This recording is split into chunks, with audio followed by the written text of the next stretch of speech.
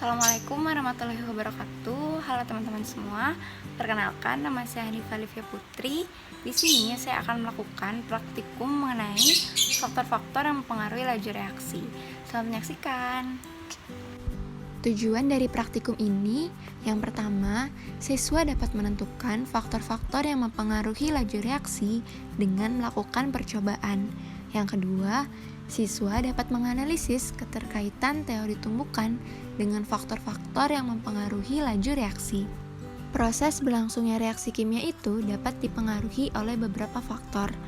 Nah, faktor-faktor tersebut akan mempengaruhi jumlah tumbukan antar molekul dari zat-zat yang bereaksi. Suatu reaksi dapat berlangsung lebih cepat apabila tumbukan yang terjadi lebih banyak. Begitu pula sebaliknya, reaksi akan berlangsung lebih lambat apabila hanya sedikit partikel yang bertumbukan. Nah, beberapa faktor yang dapat mempengaruhi itu ada konsentrasi, luas permukaan, suhu, dan juga katalis. Nah, dalam video ini, faktor yang akan dibahas itu ada faktor suhu dan juga faktor luas permukaan. Percobaan pertama, pengaruh suhu terhadap laju reaksi. Alat dan bahan yang digunakan, air panas dan air dingin dengan volume yang sama, lalu ada redoxon dan 2 buah balon. Pertama, kita menyiapkan air panas dan air dingin dengan volume atau takaran yang sama di dalam 2 buah botol plastik. Lalu selanjutnya, kita masukkan 1 buah redoxon ke dalam masing-masing balon.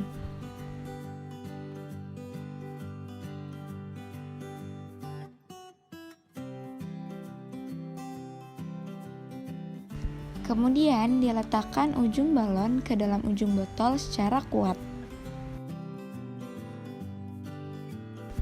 Selanjutnya, kita masukkan masing-masing redoxon yang terdapat di balon ke dalam botol. Lalu kita amati dan kita catat waktu terjadinya reaksi.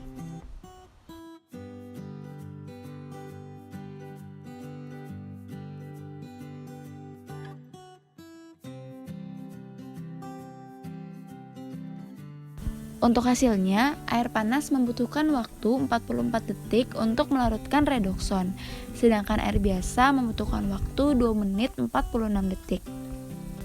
Kesimpulannya adalah semakin tinggi suhu suatu larutan, maka energi kinetiknya akan semakin bertambah, sehingga laju reaksinya akan semakin cepat, begitu pula sebaliknya. Percobaan yang kedua yaitu pengaruh luas permukaan terhadap laju reaksi.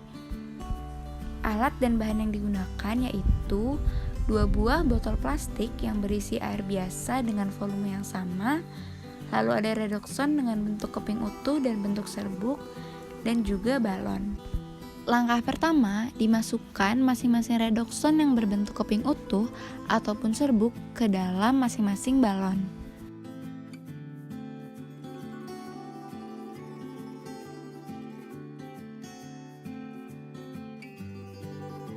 Lalu letakkan masing-masing ujung balon ke dalam ujung botol.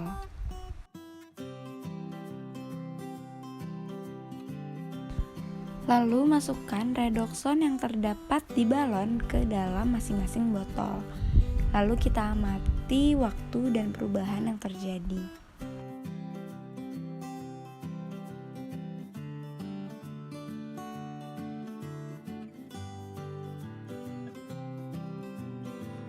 Untuk hasilnya, redoxon yang berbentuk keping utuh memerlukan waktu 1 menit 27 detik untuk larut dalam air, sedangkan redoxon yang berbentuk serbuk memerlukan waktu 21 detik untuk larut di dalam air. Kesimpulannya, semakin besar luas permukaan redoxon, maka reaksi yang berlangsung akan semakin cepat, begitu pula sebaliknya. Oke, selanjutnya ada pertanyaan untuk bahan diskusi kita pada pertemuan selanjutnya, yaitu mengapa luas permukaan dan suhu dapat mempengaruhi laju reaksi. Bagaimana hal tersebut dapat terjadi? Bisa dikaitkan dengan teori tumbukan dan teori kompleks teraktifkan yang sudah Ibu bahas pada pertemuan sebelumnya.